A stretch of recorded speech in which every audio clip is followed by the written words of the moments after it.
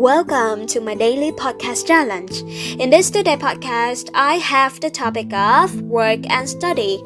Well, I think it's kind of really easy for you guys, right? But I still want to represent this topic because I don't want to lose any mark on this easy section. So, let's come to question number 1. What do you do? I am an English major at a high school for the gifted in a small provincial city, which is Long Vang Chánh.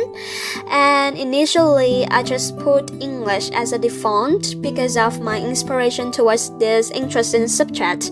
But lately, I've gradually grown fonder towards this subject because I feel like that everything seems to be done with that. So that's it.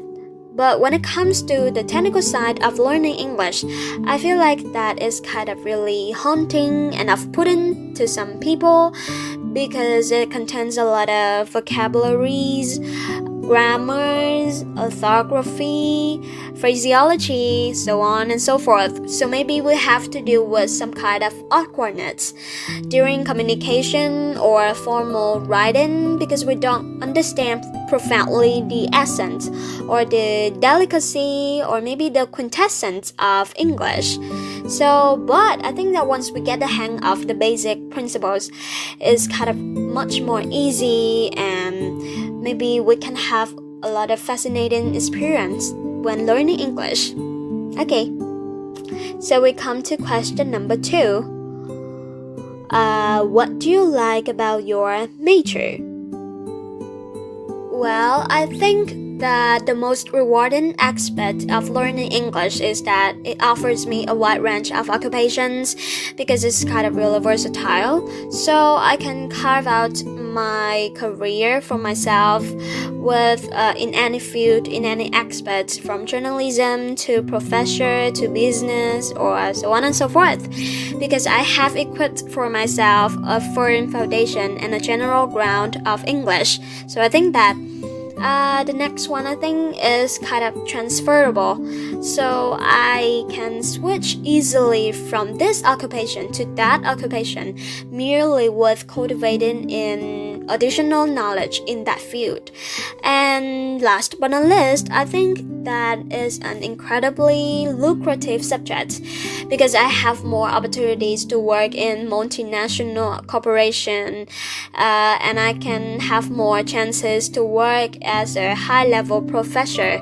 So yeah, because I have equipped myself a really useful tool like English. Question number 3. What do you dislike about your school? Well, I think that as wonderful as my school is, there are several things that leave a little to be desired.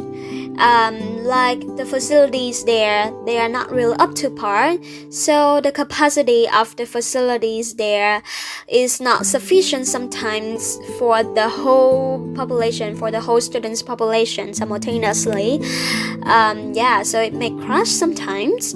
The next one, I think that about conventional teaching method of some teachers there. It really irritates me when teachers just keep their perceived knowledge and they don't listen to any students' assessment about that.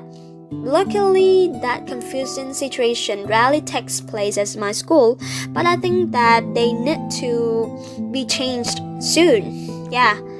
The last question is, what are you going to do when you graduate? Well, graduation from high school is a milestone, but for me, winning a place at my dream university is my perennial concern.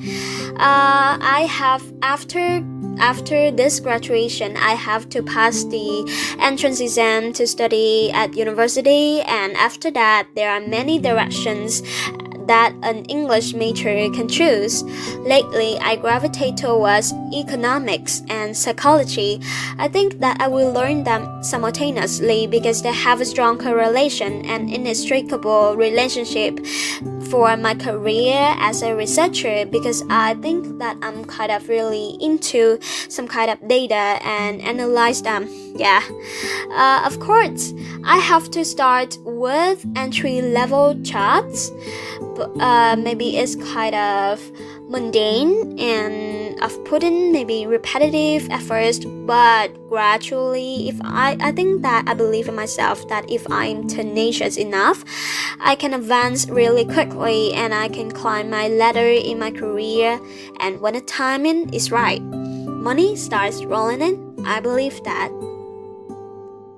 So that is the end of this podcast today. See you in the next episode. Goodbye.